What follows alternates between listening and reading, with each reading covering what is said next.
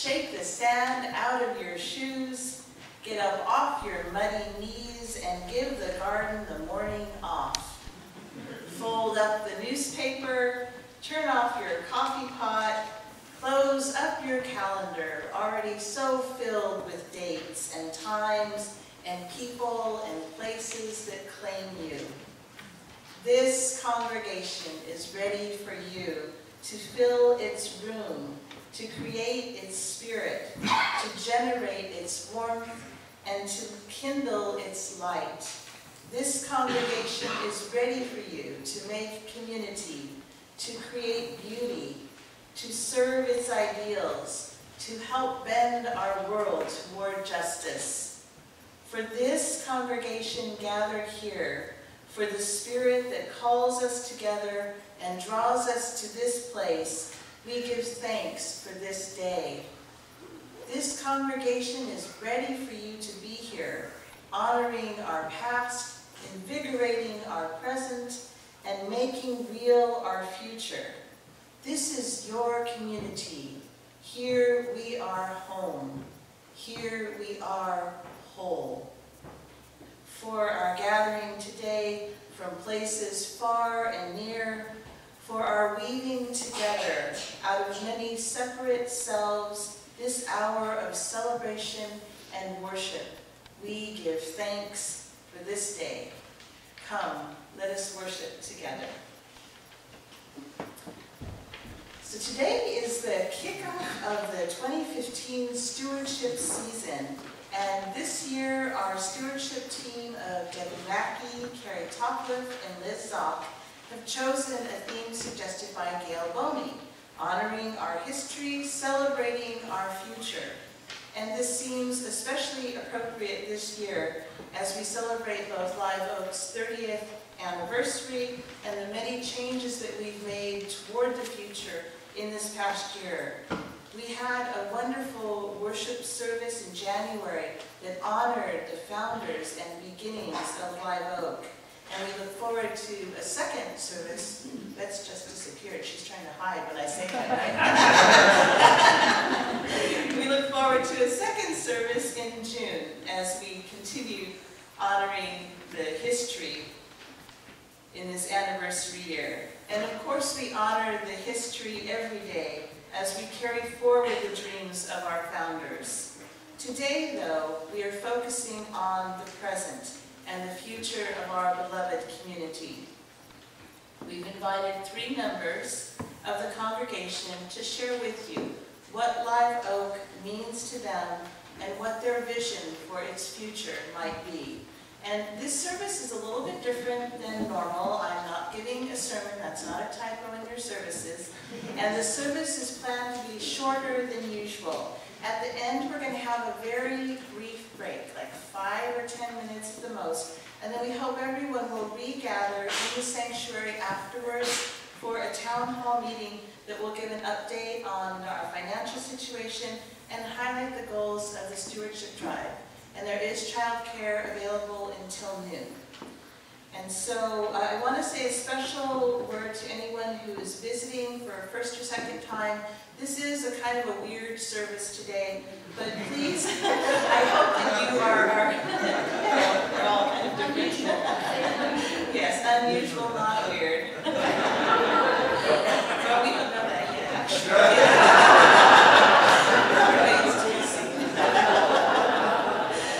But you are welcome here in the service. You're welcome if you're curious to stay after. So please know that you're welcome even on this unusual day. I'm here this morning to get us warmed up for our 2015-2016 stewardship campaign.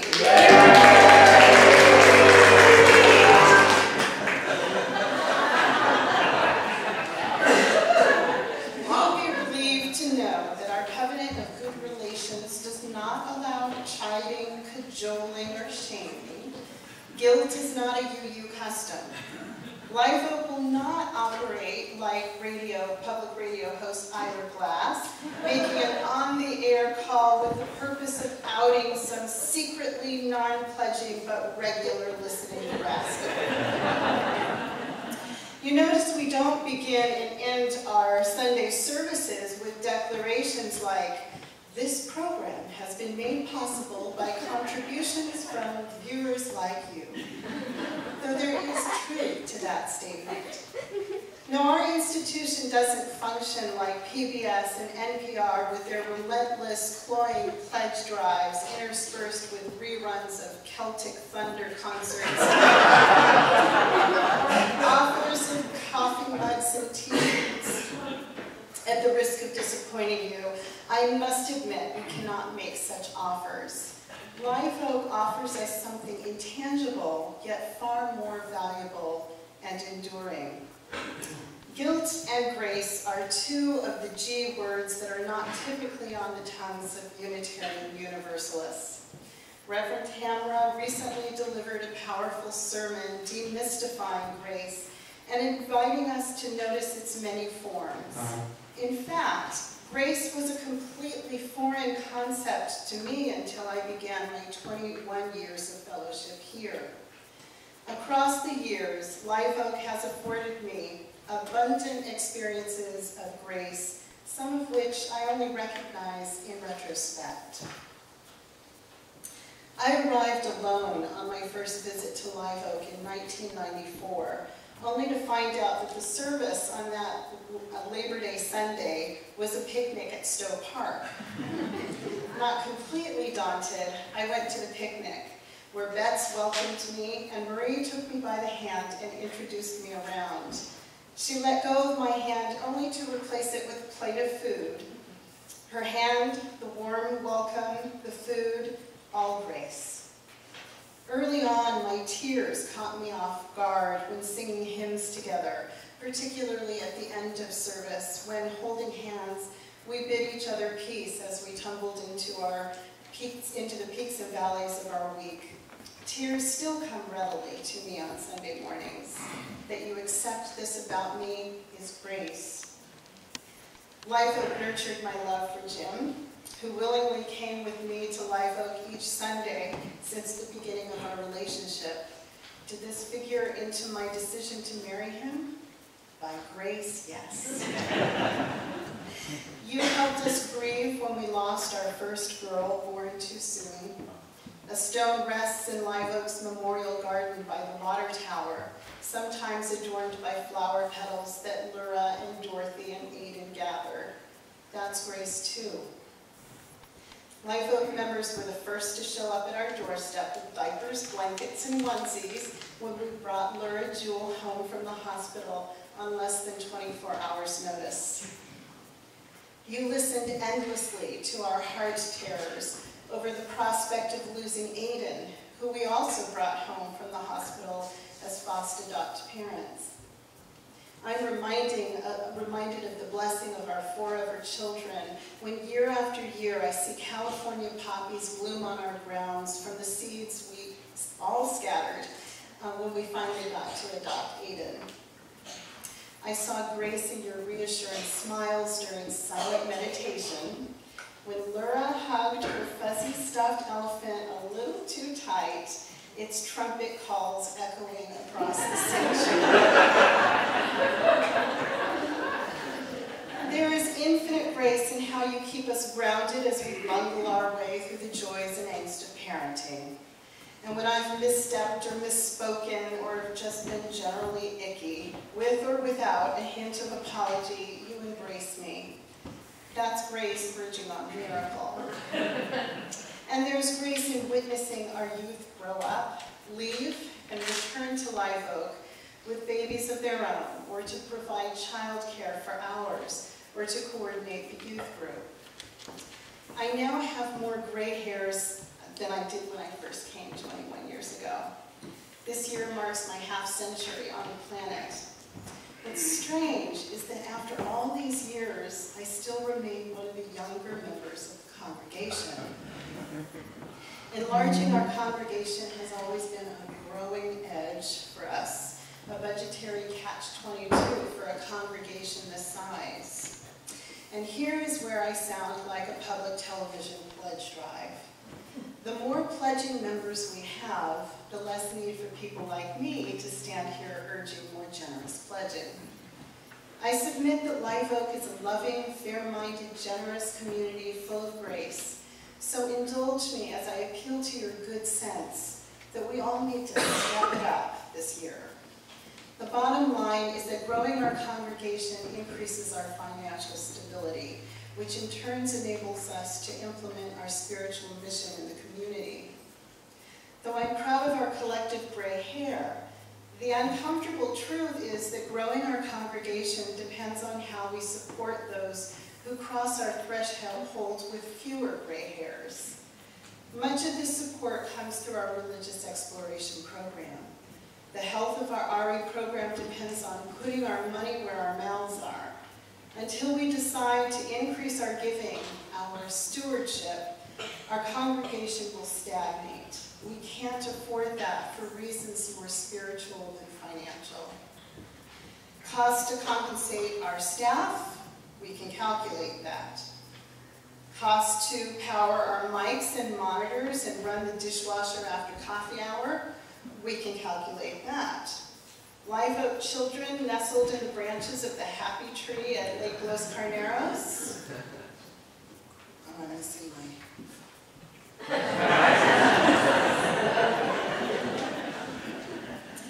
Recently, on the car ride somewhere, I asked Jim whether he knew that the total year's budget for our religious exploration program is just $1,000. Overhearing this, Aiden said, "That's a lot." His mind calculating how many Pokemon cards that were. I marvel at what our DRE has done with the program in spite of the shoestring budget. $1,000 is half the RE budget from a few years ago. We cut the RE budget dramatically when our expenses outpaced our pledges, and Live Oak experienced membership attrition due to an unexpected ministerial change. Recently, our numbers have grown, and we continue to feel the glow of our new commitment with Reverend Tamra, but the RE program remains embarrassingly underfunded and vulnerable.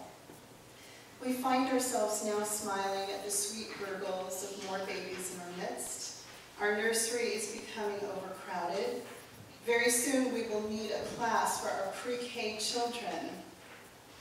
What message are we sending when we cry for growth, get growth, and then have to trim the budget because our pledges don't keep pace?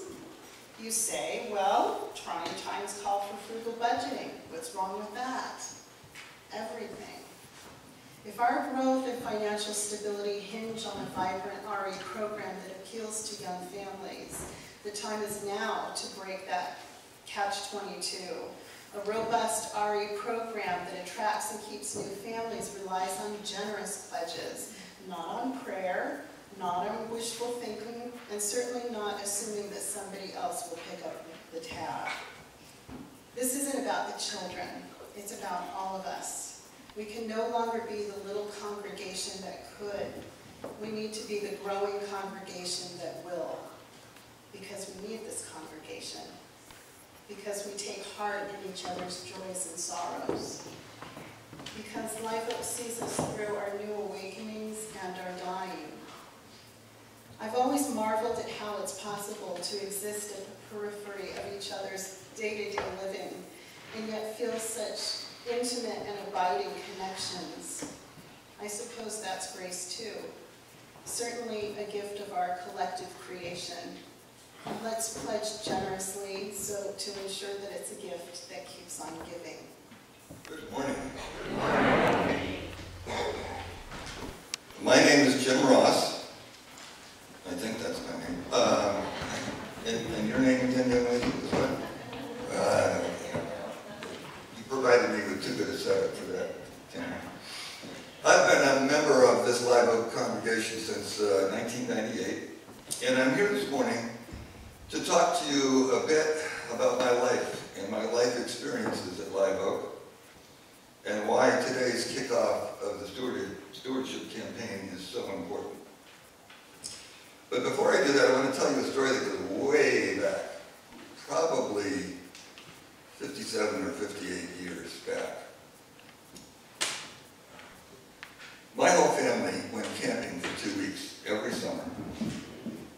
And the memory I want to share with you this morning happens somewhere in Pennsylvania on a Sunday morning. The name of the town is long ago lost in my memory, but I know that it happened in a Catholic church. My mother was a devout Catholic, and much to my and my sister's dismay, whenever we were camping, she still managed to find a local Catholic church for us to go to Sunday Mass. And on this particular Sunday, there was a guest priest at the service. He introduced himself as Father Raymond. He said his parishioners called him Father Ray. And he shared that he was representing an order of the priesthood on that Sunday that needed some financial support. Don't we all? He went on to say that his was a musical request and proceeded to sing Do, Re, Mi. Just the notes, not the song from The Sound of Music. Well, puzzled looks filled the pews. Do, Re, Mi. Finally, Father Ray pointed out that if you knew your musical scale, you knew that Ray was always after Do.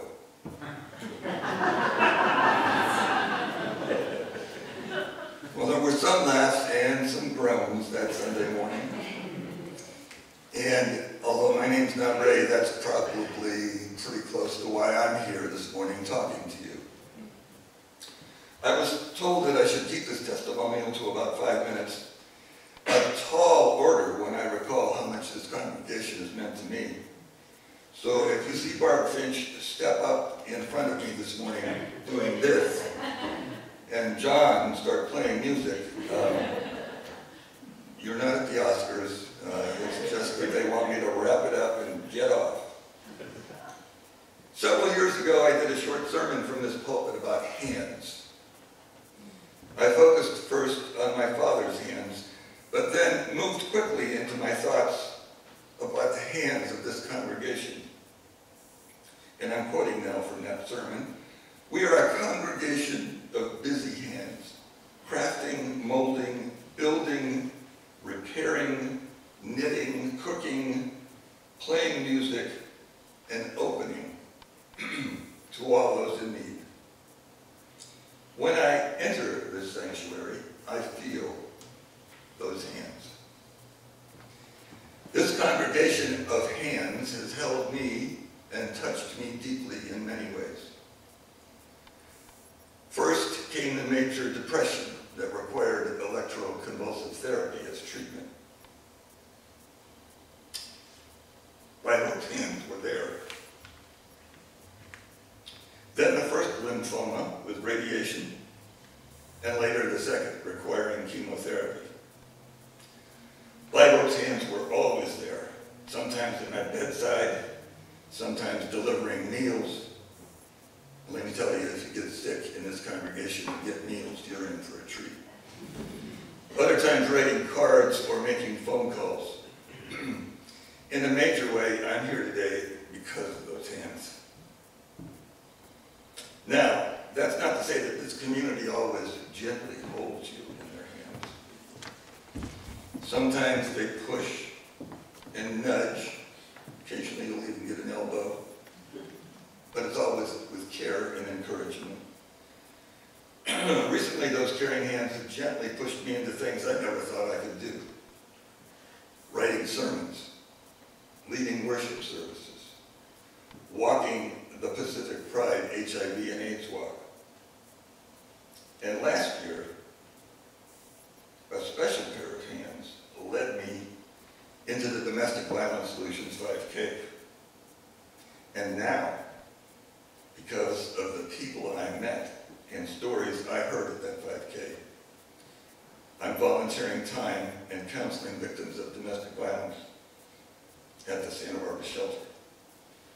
Some of the most rewarding work I've ever done as a psychotherapist. So as the saying goes, the proof is in the pudding. A rather large amount of pudding.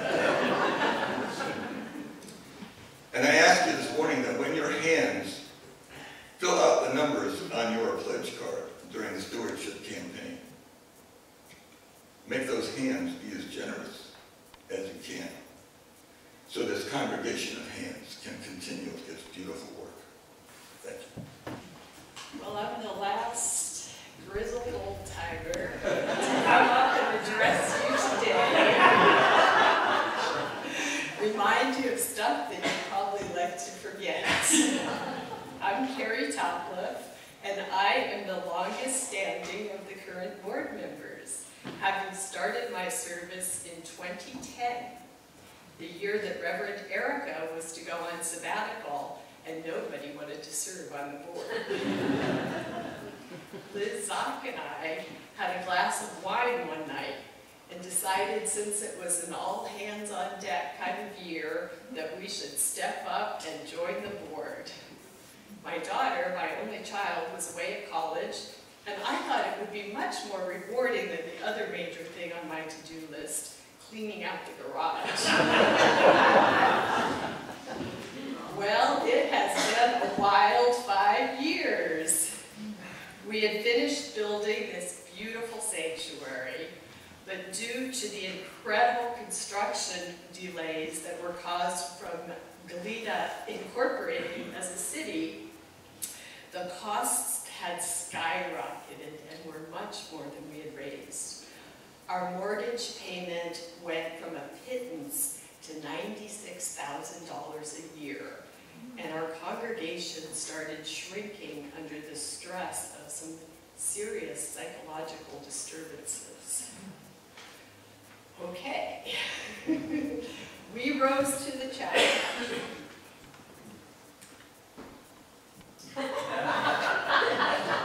Remember? I had to bring out my little super trustee cake. That we never stopped believing that we were the little congregation that could. So, to solve our building problem, we found a compatible nonprofit tenant, Friendship Center Adult Daycare, and they started helping us by paying rent. A team of finance types started meeting at a local Chinese restaurant and figured out how we could refinance the mortgage and augment it with loans from members at 3% interest, cutting our costs almost in half. We still do have a huge mortgage. It's about $1 million. But let's put it in perspective. That's about the cost of a single-family home in our community these days. And we're splitting it between 100 families. So managing mortgage has been a challenge, but of course we didn't come here to be real estate investors. Our beautiful sanctuary and our lovely campus are really just here to launch us for our forays into the world and to be an oasis for our renewal and growth. And we have been doing that. As it turns out, breaking up with a minister can be one of life's more painful events. We suffered. I suffered. We heard things about ourselves that just weren't true, and we had to do a lot of soul searching. I believe that we came out of that struggle stronger, more committed, and more sure of ourselves as generous, welcoming, and visionary. For many of us, it meant we found ways to expand our financial commitments in huge bursts, breaking through the habits of contribution to realms that truly reflected the place of Live Oak in our own visions of our personal legacies. We also found some things that we needed to house clean. We had allowed the property to become shabby, and we set about fixing that with Worker Bee Wednesdays, some great hired help, and lots of volunteers. We made a 3-year master plan that laid out our larger needs for physical renewal and replenishment.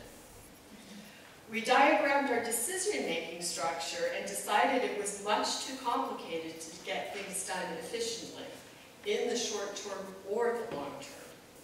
Mindful of our value of shared leadership, we worked hard to develop a governance structure that would provide checks and balances, open communication, and a sense of shared ownership of our vision and challenges. and we came together every week to sing, something that I, as a non-musician, truly appreciate. We saw our children dwindling and affirmed our commitment to providing a solid liberal religious exploration and education program. We made a leap of faith and hired a professional RE director, our terrific Tracy Goforth, and have watched the blossoming of our new generation of children. We have installed modern audiovisual equipment and updated our website so that it is inviting, funded in memory of Gloria Norvell. And we have called a new minister, our already beloved Tamara again, she messed up today, didn't she? Tamara Casanova Suzuki. We struggled to fund a competitive employment package and were graced by the unexpected Pocock bequest to help us with some of the search and transition expenses. Those funds also allowed us to offer a fund for housing assistance for our minister for the first time ever. Wow, a miracle. One of the constant amazements of what happens in this community. After our recent experiences, of course, we all wanted an airtight prenup.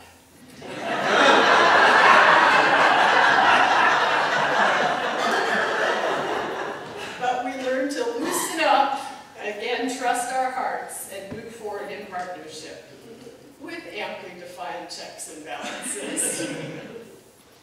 So I want to honor all the men and women of Live Oak who have served in leadership positions over this challenging time period. With unfailing courage over these years, we have affirmed the vision of Live Oak as a beacon in a troubled world and as a place of renewal, deep caring, and commitment.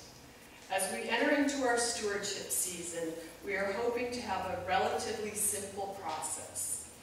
Your campus team, me, Liz Zock, and Debbie Mackey, are going to ask you to stay for a short town hall meeting to discuss some of the facts and figures of keeping the congregation going and growing for another year.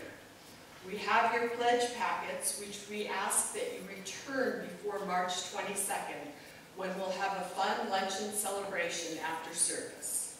That's it. I hope you'll join with me for a joyous Canvas season, and then I really